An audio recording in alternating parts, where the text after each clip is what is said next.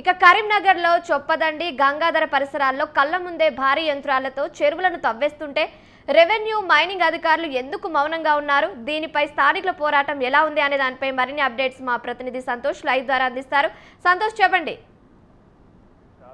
కరీంనగర్ జిల్లా చొప్పదండి నియోజకవర్గంలోని కొరిక్యాల గ్రామంలో చెరువు కట్టలు ఉన్నటువంటి మట్టిని అంతా కూడా అక్రమంగా తరలిస్తున్నారు. ఇక్కడ ఉన్నటువంటి ఈ మట్టి అంతా కూడా అధికారుల కనుసన్నుల్లోనే వారి ఈ వ్యవహారం అంతా నడుస్తున్నట్టుగా కూడా స్థానికులైతే ఆరోపిస్తున్నారు. ఇక రైతులైతే తీవ్ర ఆందోళన చేస్తున్న పరిస్థితి అయితే ఉంది. ఇక ఈ విషయం చూసుకుంటే ఇటు మైనింగ్ అధికారులు కావచ్చు, ఇటు రెవెన్యూ అధికారులు కావచ్చు, అందరూ కూడా ఈ వ్యవహారం అంతా వారి కనుసన్నుల్లోనే జరుగుతుంది అనే తీవ్ర విమర్శలు అయితే తలెత్తుతున్నాయి. ఇక ఈ లారీలు మట్టి లోడ్తో వెళ్తున్న క్రమంలో ఇటు గ్రామంలో ఇటు గంగాధర గ్రామం నుంచి ఇటు చొప్పదండి గ్రామం వైపుగా అయితే ఈ లారీలు తిరుగుతుంటాయి. ఈ క్రమంలో కొన్ని ప్రమాదాలు అయితే జరుగుతున్నాయి అనే ఆరోపణలు జోరుగానే వినిపిస్తున్నాయి. ఇక ప్రమాదాలు జరుగుతున్నప్పటికీ కూడా అధికారులు ఎలాంటి చర్యలు తీసుకోవట్లేదు.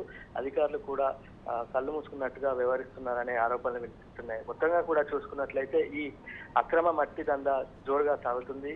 దీని వెనకాల ఎవరైనా అంటే అధికార పార్టీకి సంబంధించిన ఇక్కడ ఉన్నటువంటి అధికార పార్టీకి సంబంధించినటువంటి నాయకులు ఉన్నారా, లేక దీని వెనుక పెద్ద ఎత్తున జిల్లా స్థాయికి సంబంధించిన అధికారులు ఉన్నారన్న విషయంలో కూడా ఇక్కడ తీవ్ర విమర్శలు అయితే కొనసాగుతున్నాయి.